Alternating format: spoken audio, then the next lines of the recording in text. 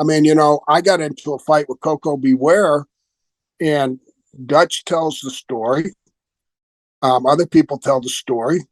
But the simple thing is I never embellished the story. It was a situation where things just, didn't work out. And I was taught to protect my gimmick, and somebody was imitating the gimmick a little too strong, called him out. I sucker punched him. It was my fault, but I started it. And then it got broke up. Nothing really happened. And we started again. Then got broke up again. And that story's been repeated 100 times. And I've heard it where somebody would say, yeah, Steve Keirn come in there and punch Koko while he was naked in the shower. And then Koko come out of the shower and beat the dog shit out of him. And wait a minute. That ain't how it happened. And that's not what happened. Neither one of us won that fight because it wasn't a real fight to me. And this is just an opinion again. But to me, when you get into a fight, if you're looking for a winner and a loser, if there's a loser, somebody should be bleeding. Somebody should be down on the ground trying to quit. Somebody should be overwhelmed.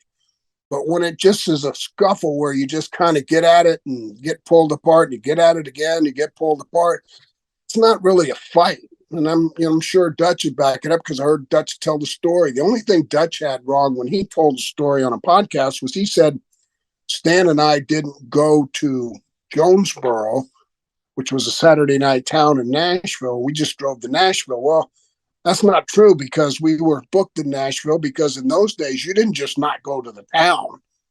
If you're the main event, you surely didn't just go to the town and all of a sudden now you're basically skipping a town to come cause a problem.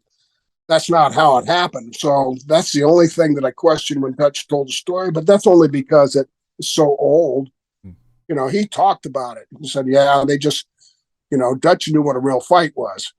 I like in the book that you said also that of the entire scene of people breaking up, and then Ricky Morton was just running around screaming like a girl in the locker room. I thought that was a funny line. Another thing is when something like that happens, you really start to see. You look around and you see who the real men are and who understands.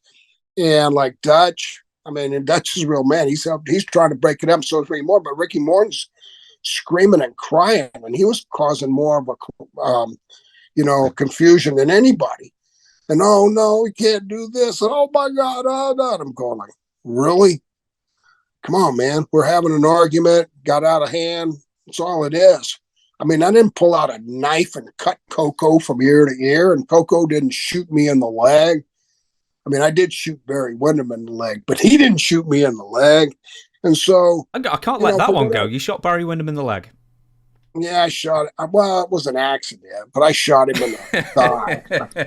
I shot him in the thigh I had a 9mm pistol, and we pulled over on the side of the road, and I started shooting at signs, and Barry was standing beside me, and I was hitting this speed sign, and we were way out in the middle of the state of Florida, and all of a sudden Barry rolls down the embankment we were standing on, and I look over at him and said, "Why?" He said, "You just shot me." And I go, "There's no way I shot you. I'm shooting at that sign." I thought maybe the ejection from the bullet was hot and came out and hit him in the leg because he had his shorts on. But what it did was the bullet ricocheted out of the sign, came back, and it lodged in his thigh.